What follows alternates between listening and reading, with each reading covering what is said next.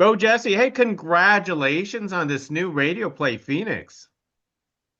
Thank you. I appreciate that. Yeah, it's going to be super fun. I'm excited about it. You know what? It's more of a congratulations being showcased at the Hollywood Fringe Festival. How do you feel about that? I love that because, quite frankly, it's not my field of expertise. I'm a television and film actor primarily for the last 35 plus years, and I've always really desired to do like with theater first and foremost, but also Hollywood Fringe. I mean, it pops up once a year. I see it. I attend as often as I feel I'm invited to attend. And I love that this time around I had an opportunity to participate in something creative and fun and inspired. I'm so excited. So then tell us what initially drew you that you wanted to be part of this, this Phoenix project. Well, our mutual friend, Scott Fivelson, who I've known for a while, and has always been a really interesting, creative person who's consistently put material in front of me to consider, whether it be a screenplay or a play. And this time around, it sort of landed at the right time for me. I just was really craving to do something outside my comfort zone and something that was deconstructed and live in real life happening, in real life.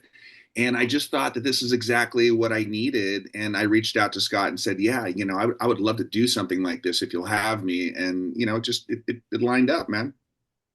So how familiar were you with Phoenix in the first place? Because I understand it is an audio radio play that's already available right now. It is, yeah. So I had never heard of it, never seen it before. And that's only because I am so immersed in the things that, Bo Jesse feels I need to be doing that I just wasn't on my radar. And that's also one of the things that really drew me to it because it was something that I wasn't aware of before. And I felt like, look, there's an art to everything, and everything has a certain approach, and there's a nuance to that, and there's a challenge. And I felt like, Scott could catch me up to speed on what that looked and felt like previous in the radio show, and then how it may translate from radio to small theater stage. And I love a good challenge. I think for me as an artist, it's about taking something and really doing something fun and different and unique, but not really necessarily knowing how to approach it. And so I'm excited to kind of step into the unknown with this piece of material. Over 30 plus years, like you said, you're very known for TV and film stuff. So have you done a little bit of theater through these years, or is this going to be the first? Well, first of all, thank you for considering me as a relatively known person. I mean, I think what happens over 35 plus years of kicking around as a journeyman actor is people get familiar with maybe the name, maybe the face, maybe not, but at the end of the day, you do the work for the love of passion and purpose. And so, in the 35 years I've been a professional TV and film actor, I've never done a play. This would be my first time. So I'm excited. I coach acting. I teach in a theater space that is more crafted for the TV, film, camera experience. So I'm used to being live and immersed in real time with people and feeding off of what's happening, but never in a structured environment where it is performance responsibility to show up, hit your mark, say your line, get through the thing, and feel good about it. So that's my long actor answer to your question. Yeah. So, in other terms, can you tell us about your personal adjustments? Because there's one thing to act in front of a camera, but now you're going to be acting what in front of people on a stage. So, what are some of your personal adjustments, especially since you taught acting? So Yeah. now you're going to use those skills out there that you teach. Yeah, I'm excited to put the practice into application because you hit it perfectly on the nose. I mean, I've been trained to do this work, not necessarily in this format.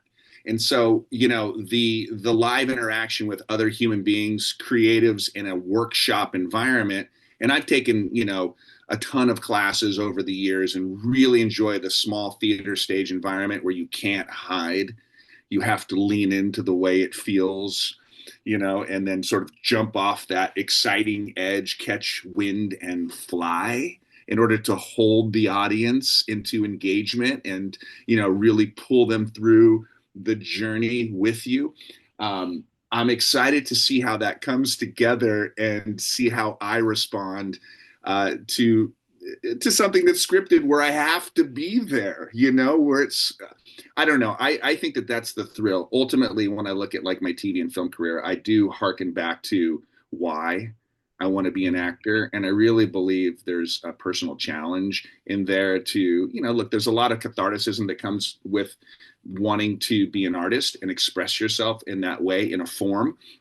And so this is like a variant of that form that I haven't explored a lot in its structure. And I'm really excited because I know that I feel with passion, confident to be in this space in a live environment where I can feed off the energy, but also take them through a journey in, say, like a half-hour span, because it's a one act, and so this Mhm. stuff, it can breathe only as much as it's allowed to breathe, in that I have to honor the time frame and the pace, and it's going to be fun. That's all I can say, man. I'm really excited to lean into it. You're no stranger to thrillers. So in Phoenix, it's a sci-fi thriller in this case. Does your past experience help you to convey, that feeling of thrills and to the audience, hopefully. Yeah, I mean, it certainly does. I think it's interesting because I was asking Scott, like, tonally, what the piece is. Like, its genre is a thriller. It's got, it's got heavy stuff, but you know, I asked him. I said, do people want to come and just sit in the muck because of everything that's happening in the world, right? I'm like, I get it, Scott. It's a thriller, and it should be riveting. But we just went through so much. We're still feeling so much. Like, is there any levity? You know what I mean? Because that's the question. Because I feel like what I've been able to do, to your question, is take a real dramatic genre, a piece, that I have to anchor myself into some seriousness, and I've been able to weight that, and that is the challenge, to really be vulnerable enough to sit in what it feels like in order to really feel something in its conflict, hence the drama, and then get a thrill in that because there's a sense of urgency. But I also feel like, as human beings, our natural defense mechanism, our default, in order to make us feel more comfortable in the discomfort of the drama or the sense of urgency, is to find some levity, is to find a little bit of levity, to lighten it up a little bit, because at the end of the day, how much of the outcome can you control? And so I think what's going to be fun is taking a lot of my film experience in drama, and understanding there's a balance, there's a nuance. So I'm not just playing it one dimensionally. So it's not a straight line. And I love that challenge because it makes it more fun, I think, for me, but also more fun for the audience, where it's not just for laughs, or it's not just serious. There's a little something that we feel we can relate to because we understand the nervous system. And the nervous system is never one thing. It's going through a lot of things moment to moment. So my hope is that we can all find that frequency, and that represents the experience you take away when you come to see Phoenix. I know it is amazing about that, to hear about this story, especially the fact that I felt like, didn't we just live through this? Didn't this just really happen? No, we did. And I guess as an artist, you look at something like this and you say, do we need this?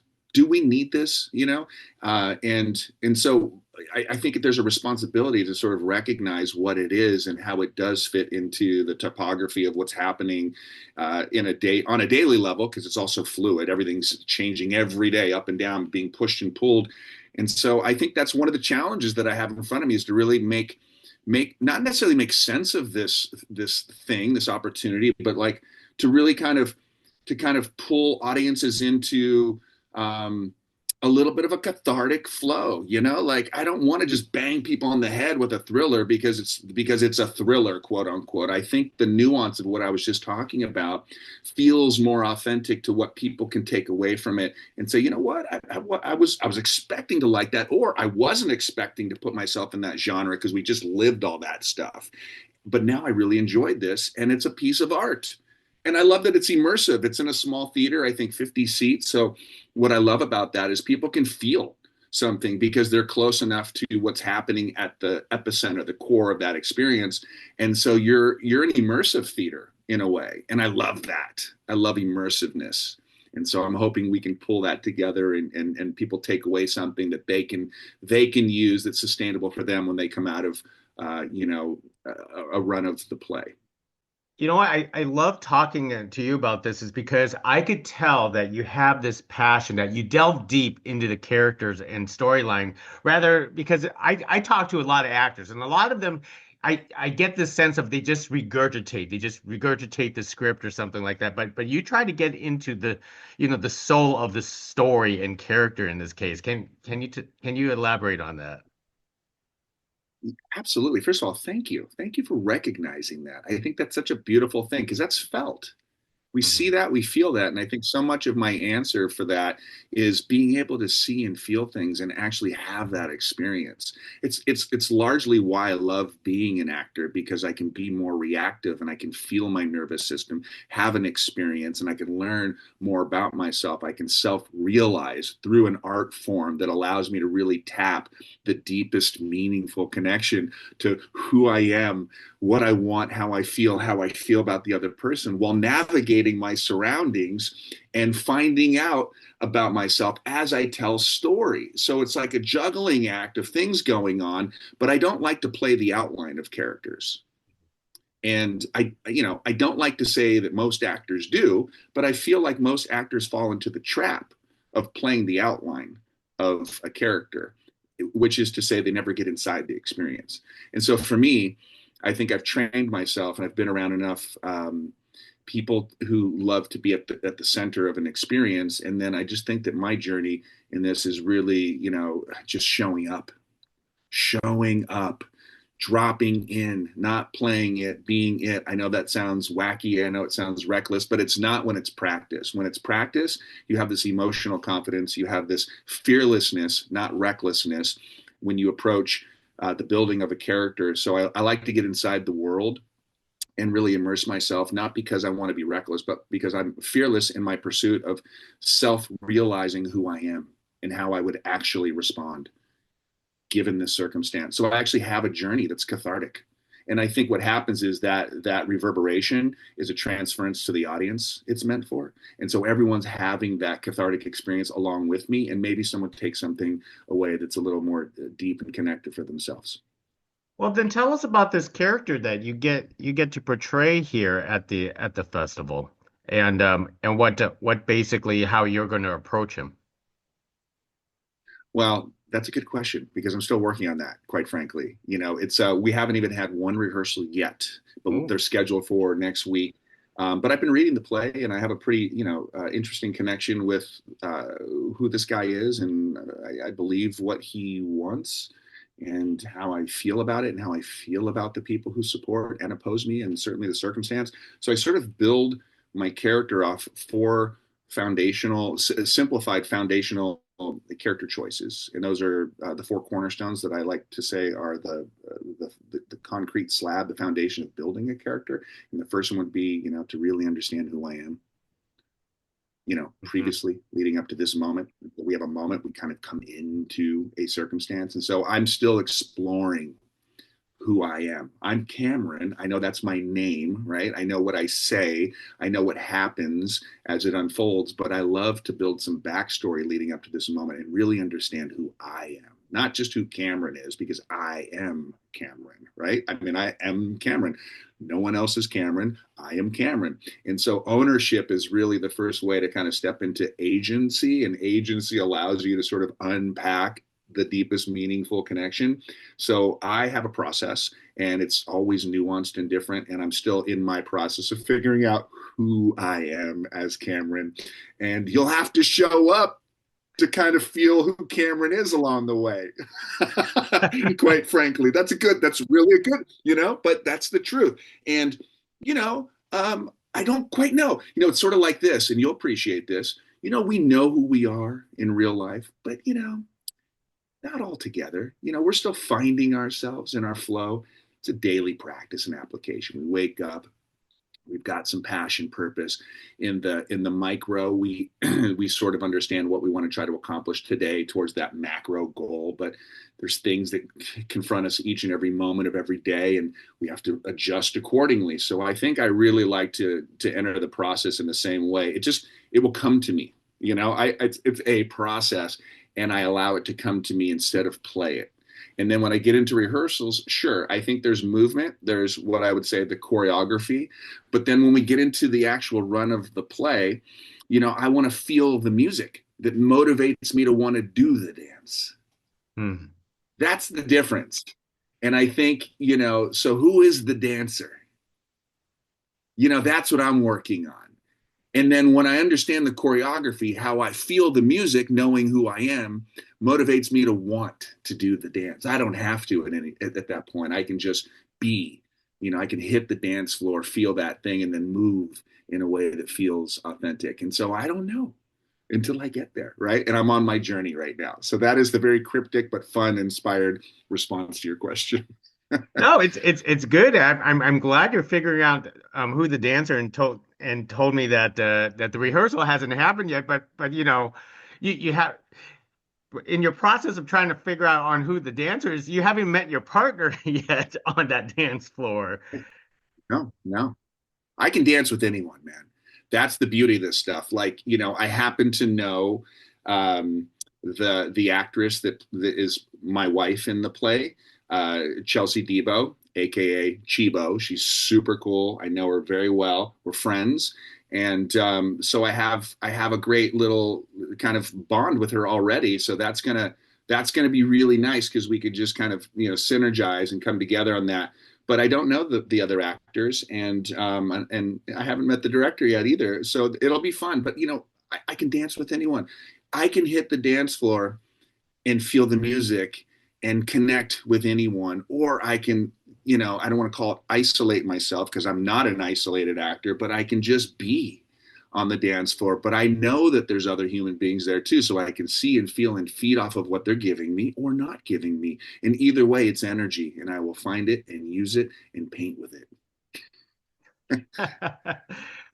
Well, Jesse, let me ask you this. I want to know a little bit more about yourself. Is what got you started over 35 years ago into acting? What actually lured you into this passion of love? Yeah, it's a great question, and I appreciate it.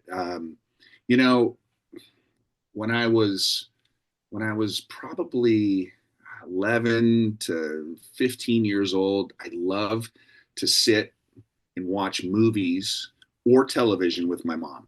It was like our time to really connect, and we really both enjoyed like being together, spending quality time, but like enjoying a piece of storytelling, a piece of cinema. So we'd go to the movies and have a wonderful little kind of mother son date and just enjoy each other and watch a movie and really talk about it. And I always saw myself up on a screen. I always felt called to want to be in the story, not necessarily to be seen on a big screen. That's a big part of the thrill, certainly, but I think I just loved putting myself into the worlds that I was watching. And then episodic television, I think, was the same thing, and it was appointment TV back then in those days. And I just loved the idea that I could do it with my mom, and it was that was our thing. And I think it really was like, okay, I think this is what I want to do. And I was doing so many other things, but the short story, like surfing and doing, growing up and just being, a normal teenage kid. But I think what I really knew that I wanted to do very early on was be an actor. And I think specifically, I wanted to be a television and film actor. And I think it probably wanted to be a film actor more than a television actor because it was cooler then. And the long story short, is I had a plan to move to Hollywood when I graduated high school. So when I was in high school, I got into modeling as a gateway to get into the business and kind of feel my way into where my opportunity may or may not be to go to Hollywood after I graduated high school because I was living in San Francisco. Really quickly, because this could take forever, is I got some opportunities pretty quick. I worked a lot in catalog modeling. I did some commercials in San Francisco. I met some people in LA that were interested in if I came down would support me in the business. represent me, get me some opportunities. And then I got into some acting classes when I moved to LA, studied with Stella Adler herself because she was a family friend. I'll summarize because there's a lot here. And then I decided that that was not the approach to acting that I necessarily was feeling. And so I defected and started working with Shelley Winters at the Actors Studio. There's so many rich, beautiful story points in all in these kind of, because we could talk about Stella for 2 hours, talk about Shelley for 2 hours. But I went to the Actors Studio and I was just trying things, and I really felt compelled at then age 16, 17, 18 years old to really immerse myself into the method. And then I got my first big break. I did a bunch of television stuff like one-liners, and then I got my first big break when I did Point Break with Patrick Swayze and Keanu Reeves, and that really opened up my career. And I want to say the rest is history, but it's always day to day, and I've been a journeyman for 35 years, and I've done a ton of film and television. I'm so grateful, but there's been plenty of highs and lows and everywhere in betweens as well. Well, Yeah, you're very known for Point Break, and for some unknown reason, I keep like in my head, I kept on thinking that that was your first project, but it's your biggest break project because you done stuff before. Did when you got that part in Point Break, did you know how big that was going to be? I mean, I want to say it's almost 35 years. it is. Yeah, it's 35 years. We actually yesterday we just did the 35-year behind the scenes 4K re-release of the original Point Break disc that's coming out next year. They're re-releasing a disc, which I think is cool because it's kind of a weird analog digital transitional bridge piece of archaic technology, but it's going to be fun.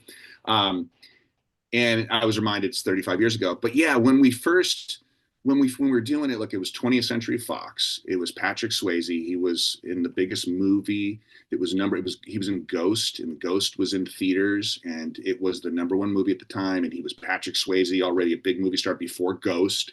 Keanu Reeves was coming up. Keanu had done Bill and Ted's Excellent Adventure, and he had done River's Edge and a bunch of cool smaller films. And I knew who he was because I was tracking this cool actor, but he wasn't Keanu Reeves yet. And so this was the first studio movie that he was really positioned to be a big star opposite Patrick Swayze, who was the biggest star in the world. And I was right there, nestled in between the two of them, with just a handful of other people, working with both of them for 9 months. I worked on that film for 9 months. James Cameron was the executive producer. His wife, Catherine Bigelow, directed the movie. And it was like, I could tell this was a giant movie, and it was, it was surfing and it was bank robbery, and there was like deep spiritual, philosophy and culture. And it was just cool and it felt great. And yes, I could tell this thing was going to be a big movie, but honestly, it's become even bigger than anyone could have imagined because the film opened big, but then it's over time become even bigger and more iconic and culturally sort of like, iconic because it's that good in a way that you can't really explain. It just ended the 80s, ushered in the 90s, had the perfect combination of action, but you were compelled and you were feeling something for the characters, and on some spiritual level you understood, it called to you, but then also it was cool, and it was like, you wanted to be these guys, I guess, or you wanted to be Lori Petty, like it just worked on so many fun levels that just all ages, my younger kids get it, love it, I've never had anybody say anything negative. So I just feel like, yes, I knew, but also I'm so grateful that it's something we're even talking about 35 years later, which is awesome. And I do have to admit, the younger generations should appreciate the original films. And one of the things that the younger generation will never quite understand is Patrick Swayze, because how great he was in the late Patrick Swayze, how great he was. Can you talk about working with him, because your character had a very personal relationship with Patrick Swayze's character. Yeah, I get goosebumps in a good way because look, certainly we miss Patrick Buddy Swayze. I say Patrick Buddy Swayze because he liked to say, "Call me Buddy." My dad called me Buddy, call me Buddy, and so his nickname was Buddy. Anybody that knew Patrick Swayze knew that he was Buddy. Buddy Swayze.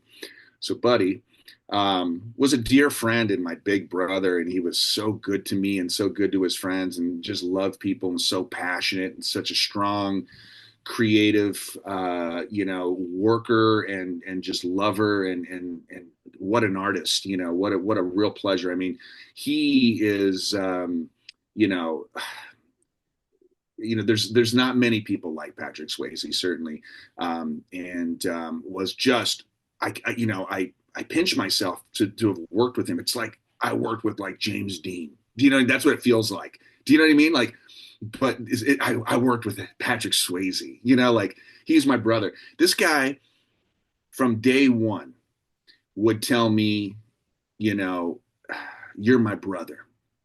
Hmm. I love you, and mean it. And then he would call me. I mean, he had relationships like this with the other guys and gals too, but like this is my share, So he would say, our phone calls at 12 midnight every night. This is before cell phones. He would say, I'm going to call you at 12 midnight every night.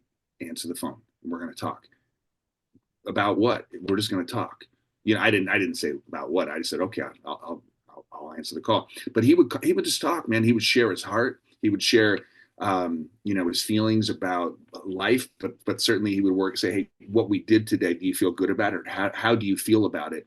Is there anything that you feel you want to say tomorrow in the scene where you have nothing to say, or maybe very little to say? Or is there something in your behavior where maybe you don't say anything, but you want to, but you just choose not to? And let's work on what that inner monologue looks and feels like. And because there's an energy there, and there's body language that reflects that, and there's micro expressiveness that hits the face when you're actually working with something that is hot to the touch. And Swayze got me into that process because the camera's a magnifying glass and it sees all that stuff and it wants to lean in and listen to anything you have to say, even when you're not speaking. And Swayze would get me into the intimacy of that thing, because it pulls the audience in close to go along for the ride, and it starts to really deepen the thing. And so Swayze was really good about like pointing that out, but not just as an acting technique, as a way to sort of really connect to people. And he was like that in life. He was like that in art. And he was my friend and my brother, to the end of his life. And I was fortunate enough to be able to communicate with him the whole way through until the end of his life. And I was also fortunate to be put on a short list of people that were invited to attend his memorial service and be recognized as one of his dear friends. And I was really surprised, but not surprised, that he added me to that list. And forever, Patrick Swayze will be my mentor and my guiding light, both in life and in the art form. So, Patrick That Swayze. that that is wonderful, BoJesse. And for the rest of the cast from that film, do you still keep in touch with them? I know 35 years is a long time, and I know a lot of people get into these acting projects, and it's just a work thing, and they only see each other if there's a reunion. But do you keep in touch with them, or do you only see them at reunions? So Point Break is one of those movies that is family. And so Point Break has been this thing that has kept everyone communicating with each other, including Keanu Reeves, who I talk to probably a couple times a month. Hmm. I mean, Keanu's my brother. James LeGros, who's in the movie, that's my brother. John Philbin, who's in the movie, that's my brother. Gary Busey, that's my brother. Lori Petty, that's my sister. Catherine Bigelow, I talk to her probably once, maybe twice a year. That's my sister. Like James Cameron, once every couple years, I'll reach out. He'll respond. That's my guy. That's Uncle James Cameron. Like it's Peter Iliff, who wrote and created Point Break. He's my dear friend, my big brother, and my business partner. Yeah. So like I mean, this is the gift that keeps giving.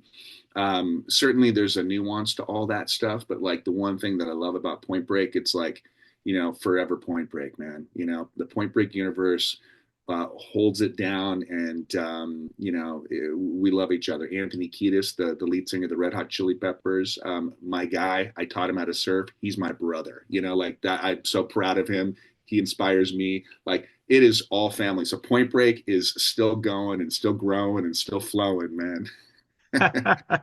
So Yeah. how's surfing now? Do you still surf? Because it sounds like you did a lot back then. Yeah, so I grew up in San Francisco and I learned how to surf in Ocean Beach, San Francisco, like underneath the Golden Gate Bridge, a place called Fort Point, and then Ocean Beach on the other side of the bridge. And then there was a little small town that we moved to called Pacifica, just south of San Francisco. And I've always been ocean minded. I've always been a surfer, and that is my power. That's my spirituality. And I have never stopped surfing, and I still surf. In fact, I will probably surf after this interview.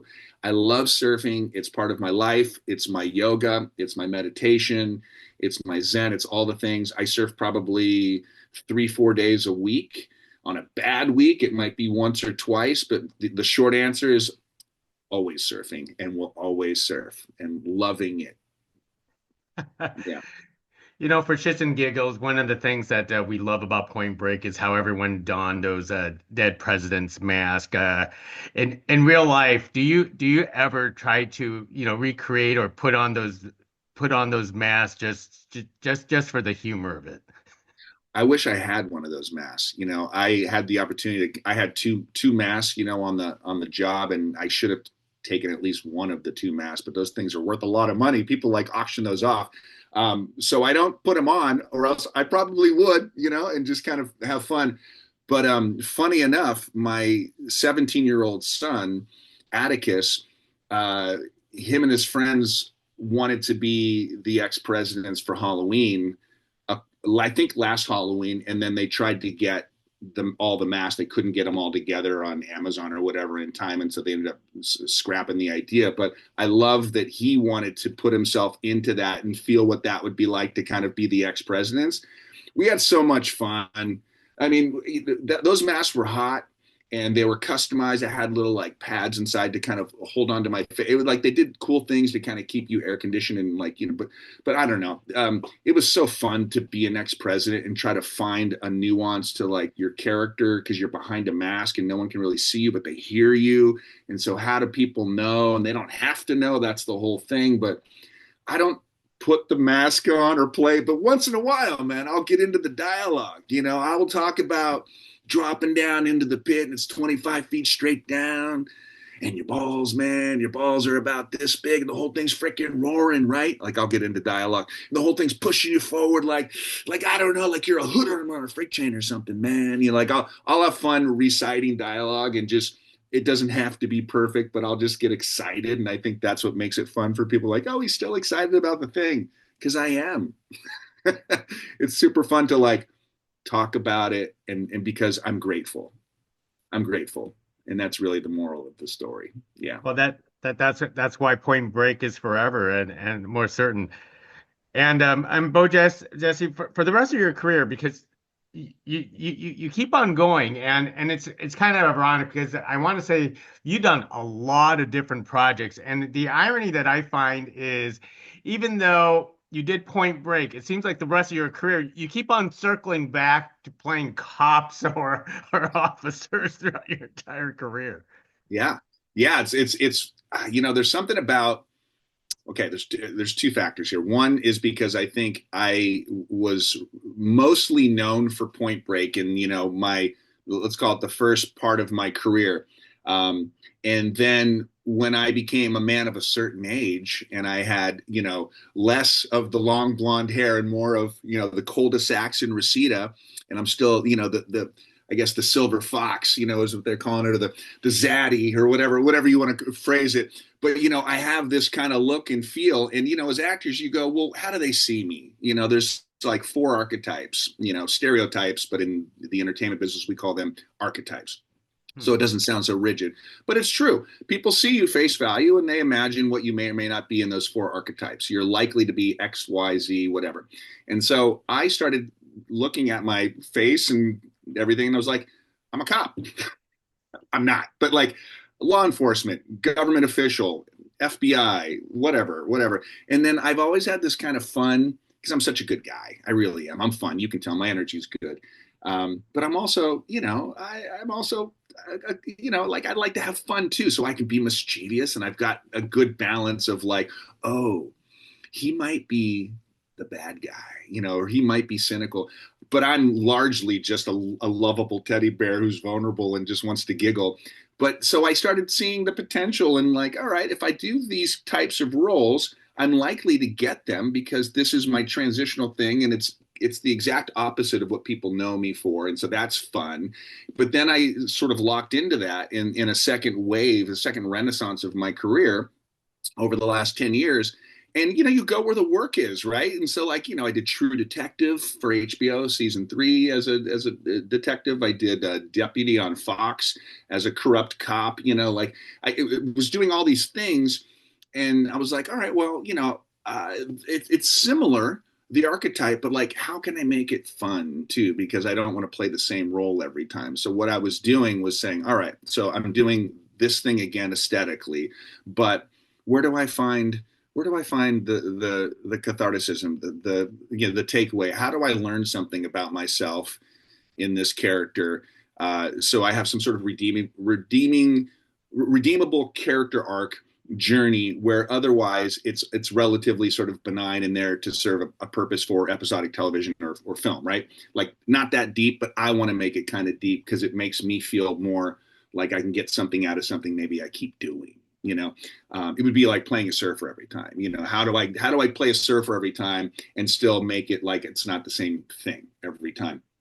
And it's been fun. And lately I've been getting a lot of looks and doing a lot of things that aren't that. And I love doing like Cameron for Phoenix, completely different.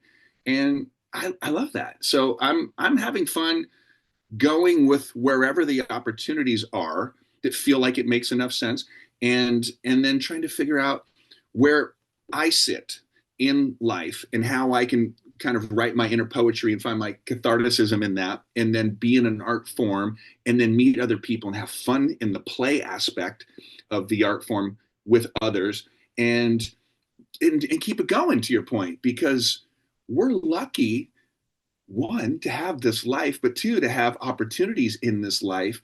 And certainly when you find other creative collaborators to work with, you find yourself being expressive and then sharing a collaborative approach to creating art together. And I think that philosophy, that approach has allowed me to continue working from day one all the way through because I have an openness and a willingness to flow into spaces where I keep meeting great people and then finding ways to collaborate together because we get excited to work together. And I think it just begets more work because you're in that connective flow. You're not stuck thinking or feeling not enough. And I'm always driven to want not more necessarily, but I crave, I crave life, and I want to know your story. I want to share mine. I want to create new stories with you. Like, so all that allows an actor, I think, to really keep going and find ways to be in business. And I think that's really good to share because a lot of actors, one, I need to hear that, I need to remind myself, but other actors need to know that, like, even if it doesn't come right away or it comes and then it goes away for a second, never quit it. That's like quitting life. You got to get up every day and you got to flow, man. You got to towards passion and purpose. And it comes to you in various different shapes and forms. And it's never exactly a straight line. And it's very rarely what you think it's going to be. And you just kind of have to see what's in front of you and you got to feed off of it and you got to enjoy that moment. So I always say slow down enough to feel that burn. you know, because that's what you're cooking with, man. That's what you're cooking with, you Yeah. know? Yeah, So, absolutely. I mean that explains how you have such a longevity in this career. But tell us about your acting studio because you teach others about acting, and a lot of people that I have talked to, getting an acting studio or start teaching about acting, it's almost like you're on that edge of retirement, but it sounds like you're not even close. Thank you for that. I really appreciate that. There is no retirement. There's only well, the two things are certain in life: death and taxes. So like, but listen, I would like to imagine that after this life, that anyone that I touched energetically, lifted up, inspired along the way, still feels the inspiration and flow, and it motivates them beyond this life to continue the pursuit of their passion and their purpose. So for me, as an acting coach, one of the things that was really important to me to want to start coaching actors, not necessarily teaching acting, was I was at a point where I was hitting a midlife crisis. I'm 54, young, 54. And when I was 40, I was like kind of maxed out in feeling like I wasn't really doing the thing that was my thing. I kind of left acting for a minute and I was still doing it, but wasn't pursuing it and really disenchanted by it. And ultimately, I got into an acting class that one of my dear friends, Rainbow Borden, who's a wonderful actor, invited me to go to. And there was a technique called the Meisner repetition technique, Sanford Meisner's technique. And there was a disciple of his technique, Sandy Marshall, who was coaching this really important, like very meaningful invite only thing with a lot of really wonderful, notable people, but also people I've never seen before, just human beings showing up. And I was so inspired by it because I needed this at this moment in my life because I felt like I had ice. I couldn't break through. I couldn't share. I felt like I was just taking life, not giving and receiving, taking, just, I got caught in that like making money thing. And I was so inspired by it, thawed all the ice. It allowed me to show up and see myself again for who I am, reminded me this is who I am. And I wanted to share that feeling so deeply with other people that I loved and admired, and anyone who was, wanted to come in with an openness and a willingness to connect. And so I put my own little group together, and and then people started donating to it. And then I guess I said, oh, I guess I'm open for business, but I'm really doing it because I love to do it. And then I was just doing it on Monday nights, 7 to 11 p.m. And then 14 years later, Monday nights for 14 years, one night a week, 14 years. I've been a coach doing that same thing for 14 years, and it's evolved. And I ended up, kind of zeroing in on the formats and really kind of figuring it's for camera and putting different sort of things together that I think the contemporary television film actor needs in a simplified way to kind of show up and do the thing quickly and effectively. But the long and the short of it is, I got into that space because I needed to get back to why I wanted to be an actor and where my self-expressiveness is. And then I found out quickly that I wanted to work with other people, not to teach them acting, but to coach them to their true potential. And for me, that was more beautiful and connective and important. And I'm really proud to say that 14 plus years later, I'm still working as a coach. I've got my own acting studio in Hollywood. It's called BoJesse Christopher Acting Studio. You can catch it on BoJesseChristopher.com, or you can Google it. I'm out there, but also the word of mouth is really good. I'm excited about that because I only coach one night a week, and then I do in group, in person in Los Angeles, or I do like worldwide by appointment on Zoom, or I'll do set coaching by appointment. And I've got some really wonderful, notable people that I've been coaching for a while that that I love so much and that I'm so proud of. And it's been a pleasure because I've had this opportunity to coach what I love and still be able to audition and work, to your point, as an actor. And I've got this real-time experience that I'm coaching with, where I'm still dealing with my representatives and I'm in a conversation with other creators and showrunners and studio executives and other actors who are working, not working. I'm coaching people at all different levels. And so I have this unique sort of advantage in a way where I'm on the ground level, but I'm also able to see behind the scenes what's going on. And I like that because I can help people. I can share that with people. And I don't always have all the right answers, but I am a really, really good coach at bringing you what it really looks and feels like to be a contemporary TV and film actor in this career as it is fluid, because I am one and I've been there. And I also love it so much and want people to succeed that it becomes my unique calling when people work with me. So Well, there you go. I love the fact that you love all this, but I know I've taken a lot of your time already. But after Phoenix, do you have other upcoming projects? I know you probably have like what bits and pieces of films and TV that's still in the works, right?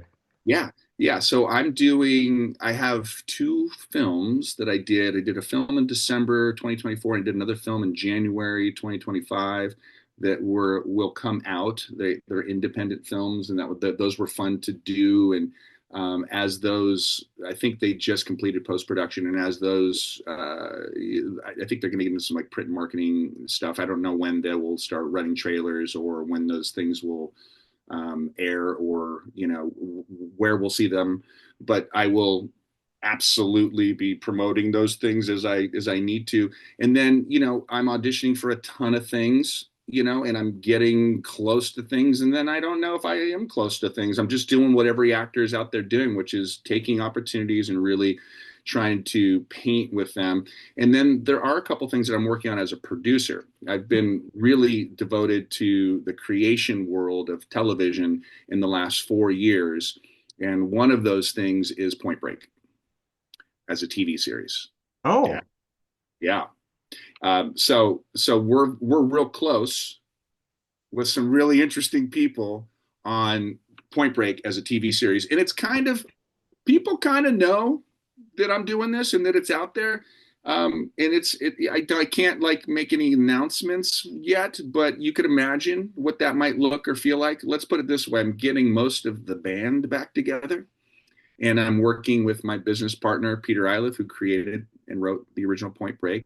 And we crafted and wrote a season 1 of television around the Point Break universe.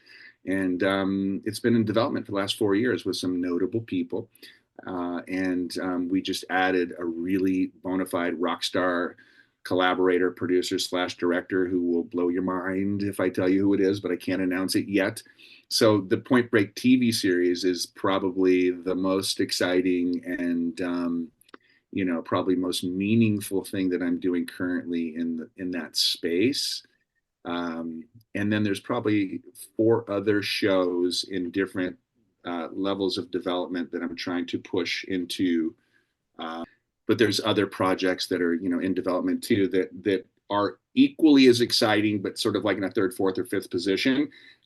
Yeah, so things are good, man. I mean, I feel like I might even be forgetting like that. I probably got some other things that are in the works. I know that I'm always in conversations with filmmakers and people that we're going to have a conversation, and hopefully it's going to turn into something that they're going to raise the money for, and I'm going to be in it, or I get some cool audition for Stranger Things or the new Euphoria, because there's a spinoff coming of Euphoria.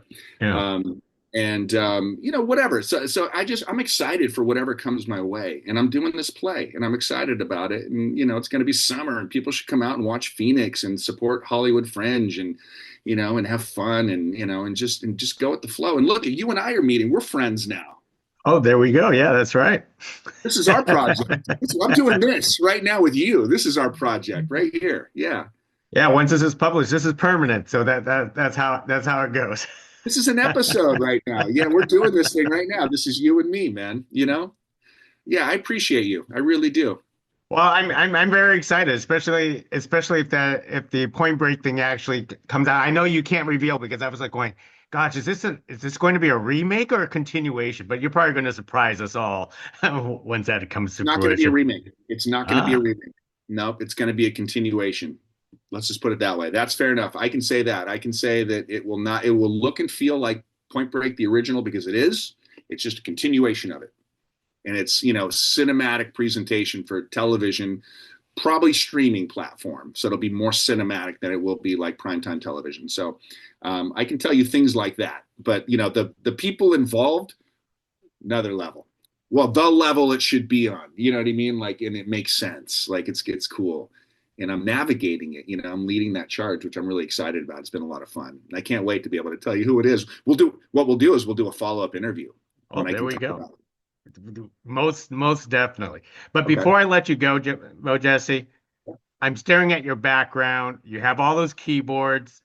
I Yeah. know you serve. I know you act. You have passions for all that. But do you have passion for music? Is that, or is this a hobby? That So yeah, you're seeing a lot of music equipment behind me, and I'm in a studio at my friend's home. So my friend is Ryan Shuck. He was the guitar player for a band called Julian K. Uh, I don't know if you remember that band back in the '90s. A band called Orgy.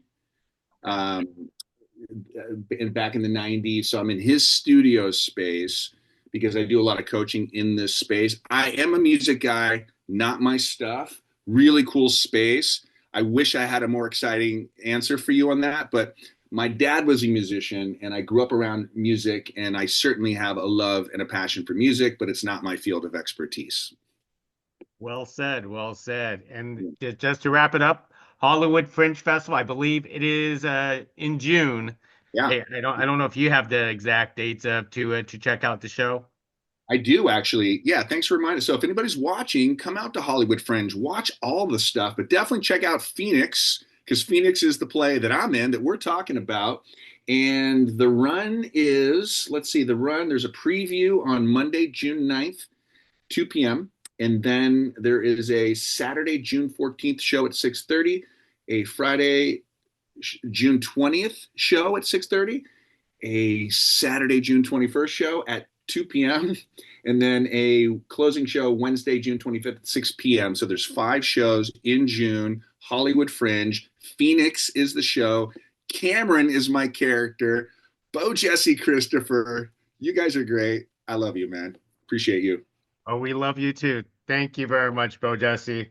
Everyone, buy those tickets now on the Hollywood Fringe website. Thank you very much. Thanks, Circle buddy. back. For sure. For Let's sure. do Okay. this I'll, again. I'll talk to you soon. Thank you. Bye Okay. now.